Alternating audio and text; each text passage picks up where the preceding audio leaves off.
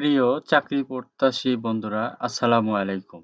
আশা করছি আল্লাহর রহমতে আপনারা সবাই অনেক ভালো আছেন এবং সুস্থ আছেন। তো বন্ধুরা দেখতে পারতেছেন মহাপরিচালকের কার্যালয়, যুব উন্নয়ন অধিদপ্তর, যুব ভবন এখান থেকে নতুন একটি নিয়োগ বিজ্ঞপ্তি প্রকাশ করা হয়েছে। তো আপনারা এখানে কোন, কোন পদে কতগুলা লোক আবেদন করতে পারবেন, পদ সংখ্যা কতগুলা, সবকিছু আজকের এই ভিডিওতে আলোচনা করব। তো এখানে আপনারা বাংলাদেশের সকল জেলা থেকে ছেলে-মেয়ে উভয় প্রার্থী আবেদন করতে পারবেন। তো এখানে টোটাল প্রায় ১২০ টি শূন্য পদে লোক নিয়োগ দেওয়া হবে। তো কোন পদে কতগুলা লোক নিয়োগ দেওয়া হবে, বেতন স্কেল সবকিছুই বলে দিব। আশা করব ভিডিওটি আপনারা ১ম থেকে শেষ পর্যন্ত ধৈর্য সহকারে দেখতে থাকবেন। তো ভিডিওটি শুরু করার আগে ছোট্ট একটু অনুরোধ, আমার YouTube channel unlimited job InfoBD চ্যানেলটি যারা এখনো সাবস্ক্রাইব করে রাখেন নাই অবশ্যই চ্যানেলটি সাবস্ক্রাইব করে রাখবেন এরকম নিত্য নতুন নিয়োগ বিজ্ঞপ্তি পেতে। তো বন্ধুরা চলুন আজকের ভিডিওটি শুরু করা যাক। তো দেখতে পাচ্ছেন বিজ্ঞপ্তিটা প্রকাশ করা হয়েছে ২৯ অক্টোবর ২০২৪ তারিখে। তো এখানে ১ নাম্বার পদে যে নিয়োগ দেওয়া হবে এটা হচ্ছে কম্পিউটার অপারেটর। এখানে ২ টি শূন্য পদ রয়েছে। বেতন স্কেল ১১,০০০ থেকে ২৬,৫৯০ টাকা। শিক্ষাগত যোগ্যতা অভিজ্ঞতা চেয়েছে কোনো শিক্ষিত বিশ্ববিদ্যালয় হইতে বিজ্ঞান বিভাগে স্নাতক সম্মান বা সমমানের ডিগ্রি থাকতে হবে। কম্পিউটার মুদ্রাক্ষরে প্রতি মিনিটে বাংলায় ২৫ শব্দ এবং ইংরেজিতে ৩০ শব্দের গতিসহ সংশ্লিষ্ট বিষয়ে স্ট্যান্ডার্ড অ্যাপটিটিউড টেস্টে উত্তীর্ণ হতে হবে। ২ নম্বর হচ্ছে ৬০ মুদ্রাক্ষরিক কাম কম্পিউটার অপারেটর। এখানে ২ টি শূন্যপদ রয়েছে। বেতন স্কেল ১০,২০০ থেকে ২৪,৬৮০।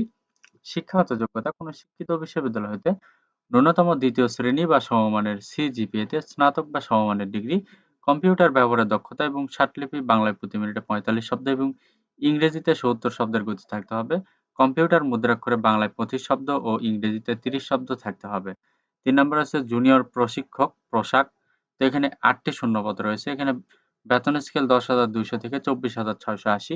শিক্ষাগত যোগ্যতা কোনো শিক্ষিত বোর্ড হতে উচ্চ মাধ্যমিক সার্টিফিকেট বা সমমানের পরীক্ষা উত্তীর্ণ সহ পোশাক তৈরি ট্রেডে প্রশিক্ষণপ্রাপ্ত এবং পোশাক তৈরি ট্রেডে প্রশিক্ষণ প্রদানে ১ বছরের বাস্তব অভিজ্ঞতা থাকতে হবে।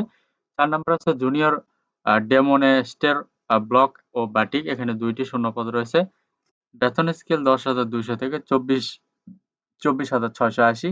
শিক্ষাগত যোগ্যতা কোনো শিক্ষিত বোর্ড হতে উচ্চ মাধ্যমিক সার্টিফিকেট বা সমমানের পরীক্ষা উত্তীর্ণ সহ পোশাক তৈরি ট্রেডে প্রশিক্ষণপ্রাপ্ত এবং পোশাক তৈরি ট্রেডে প্রশিক্ষণ প্রদানে ১ বছরের বাস্তব অভিজ্ঞতা থাকতে হবে। তারপরে ৫ নাম্বার রয়েছে প্রদর্শক। এখানে ১৯ টি শূন্যপদ রয়েছে। বেতন স্কেল ৯,৭০০ থেকে ২৩,৪৯০। শিক্ষাগত যোগ্যতা কোনো শিক্ষিত বোর্ড হতে উচ্চ মাধ্যমিক সার্টিফিকেট বা সমমানের পরীক্ষা উত্তীর্ণ সহ যুব উন্নয়ন অধিদপ্তরের যেকোনো যুব প্রশিক্ষণ কেন্দ্র হইতে গবাদি পশু, হাঁস-মুরগি পালন, মৎস্য চাষ ও কৃষি বিষয়ক ২ মাস ১৫ দিন মেয়াদী কোর্স ক গ্রেড উত্তীর্ণ হতে হবে। তো ৬ নাম্বার আছে গাড়ি চালক। এখানে ২৩ টি শূন্যপদ রয়েছে। বেতন স্কেল ৯,৭০০ থেকে ২৩,৪৯০। তো এখানে দেখতে পারতেছেন শিক্ষাগত যোগ্যতা কোনো শিক্ষিত বোর্ড হতে জুনিয়র স্কুল সার্টিফিকেট বা ৮ম শ্রেণী পাস হইতে হবে। সমমানের পরীক্ষা উত্তীর্ণ হলে ভালো হবে। হালকা ভারী গাড়ি চালানোয় বৈধ ভারী ড্রাইভিং লাইসেন্স থাকতে হবে। অভিজ্ঞতা সম্পন্ন চালকগণ অগ্রাধিকার পাবেন। ৭ নাম্বার হচ্ছে হিসাব সহকারী কাম মুদ্রাক্ষরিক। এখানে ১ টি শূন্যপদ রয়েছে। বেতন স্কেল ৯,৩০০ থেকে ২২,৪৯০। শিক্ষাগত যোগ্যতা কোনো শিক্ষিত বোর্ড হতে বাণিজ্য বিভাগে উচ্চ মাধ্যমিক সার্টিফিকেট বা সমমানের পরীক্ষা উত্তীর্ণ এবং কম্পিউটার ব্যবহার সংক্রান্ত ওয়ার্ড প্রসেসিং, ডাটা এন্ট্রি ও টাইপিং এর গতি বাংলায় প্রতি মিনিটে সর্বনিম্ন ২০ শব্দ এবং ইংরেজিতে প্রতি মিনিটে ২০ শব্দের গতি থাকতে হবে। ৮ নাম্বার আছে ক্যাশিয়ার। এখানে মোট ৫৮ টি শূন্যপদ রয়েছে। বেতন স্কেল ৯,৩০০ থেকে ২২,৪৯০। শিক্ষাগত যোগ্যতা কোনো শিক্ষিত বিশ্ববিদ্যালয় হতে বাণিজ্য বিভাগে স্নাতক ডিগ্রি, কম্পিউটার চালনায় দক্ষতা থাকিতে হবে। ৯ নম্বর আছে ইলেকট্রিশিয়ান কাম পাম্প অপারেটর। এখানে ৫ টি শূন্যপদ রয়েছে। বেতন স্কেল ৮,৮০০ থেকে ২১,৩১০ টাকা। শিক্ষাগত যোগ্যতা কোনো শিক্ষিত বোর্ড হতে উচ্চ মাধ্যমিক সার্টিফিকেট বা সমমানের পরীক্ষা উত্তীর্ণ সহ ৬ মাসের ইলেকট্রিক্যাল ট্রেড কোর্স উত্তীর্ণ হতে হবে। এখানে মোট টোটাল পদ সংখ্যা ১ থেকে ৯ টি ক্যাটাগরিতে মোট ১২০ টি শূন্যপদ রয়েছে। তো এখানে ১৮ থেকে ৩০ বছর বয়সের ভেতরে হলে আপনি এখানে আবেদন করতে পারবেন। তো দেখতে পারতেছেন আবেদন কিভাবে করবেন এই বিষয়টা একটু দেখে নেন। এরপরে বলে দিব কি, কি কাগজপত্র লাগবে মৌখিক পরীক্ষার সময়ে আপনি যদি মৌখিক পরীক্ষায় বা যেতে পারেন। তো এখানে দেখতে পারতেছেন বিজ্ঞপ্তিতে যুব উন্নয়ন অধিদপ্তরের ওয়েবসাইট এই যে লিংকে পাওয়া যাবে। তো এখানে দেখতে পারতেছেন অনলাইনে আবেদন করতে আগ্রহী প্রার্থীগণ এই যে লিঙ্ক দেওয়া রয়েছে ওয়েবসাইটে গিয়ে আবেদন পূরণ করতে হবে। তো তো আবেদনপত্র পূরণ, পরীক্ষা ফি জমা দেন শুরুর তারিখ ৩/১১/২০২৪ খ্রিস্টাব্দ সকাল ১০ ঘটিকা এবং অনলাইনে আবেদনের জমা দানের শেষ তারিখ ২/১২/২০২৪ বিকাল ৫ ঘটিকা।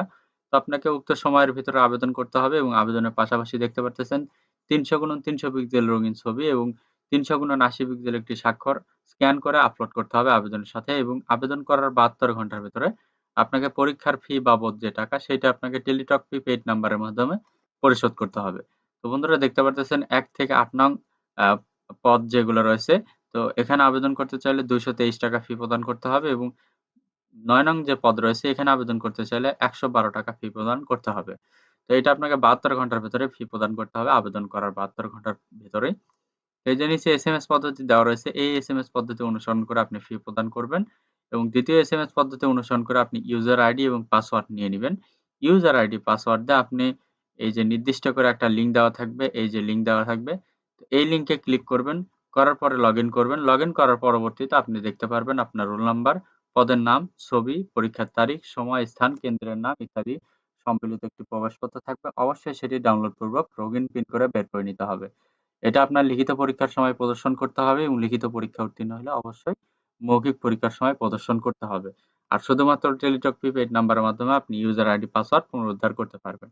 তো বন্ধুরা এবার আপনাদেরকে দেখাবো যে মৌখিক পরীক্ষায় যদি আপনি যান তো কি কাগজপত্র লাগবে। যেমন শিক্ষাগত যোগ্যতার সকল মূল সাময়িক সনদপত্র, অভিজ্ঞতার সনদ, সরকারি, আধা সরকারি, স্বায়ত্তশাসিত প্রতিষ্ঠানের কর্মরত প্রার্থীকে মৌখিক পরীক্ষার সময় যথাযথ কর্তৃপক্ষের অনাপত্তিপত্র বা স্থায়ী বাসিন্দা হিসেবে পৌরসভার মেয়র, কাউন্সিলর, ইউনিয়ন পরিষদের চেয়ারম্যান কর্তৃক নাগরিকত্ব সনদপত্র, জাতীয় পরিচয়পত্র, জন্ম নিবন্ধন সনদ, প্রথম শ্রেণীর গেজেটেড কর্মকর্তা কর্তৃক নামযুক্ত সিলসহ প্রদত্ত চারিত্রিক সনদপত্র। এরপরে মুক্তিযোদ্ধা কোটায় আবেদনকারী বীর মুক্তিযোদ্ধার সন্তান হলে সেই সনদপত্র লাগবে।